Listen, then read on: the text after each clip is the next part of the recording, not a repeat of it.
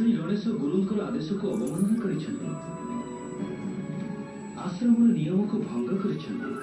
ଆଜି ମୁଁ ଖାଇବାରେ ଭାତ, ଏଟା ହେଉଛି ପାଣି କଖାରୁ ଲାଉ, ଆଉ ଏଟା ମାଛର ପିସ୍ଟା ଦେଖନ୍ତୁ କେତେ ବଡ଼ ବଡ଼ ହେଇଛି। ଏଟା ହେଉଛି ସଜନା ଫୁଲର ଗୋଟେ ସୋରିଷ ମସଲା ଦେଇକି ରାଇତେ କରିଛି। ମାଛର ସାଇଜଟା ଦେଖନ୍ତୁ କେତେ ବଡ଼ ବଡ଼ ହେଇଛି। ଖାଇବା ଦେଖିବା କେମିତି ହେଇଛି ମାଛ ପିସ୍। ଟିକେ ସାରୁ ପକେଇଛି। ତୁମ ସହିତ ଏ ଗୁରୁକୁଳରେ ଅବସ୍ଥାନ କରୁଥିଲେ।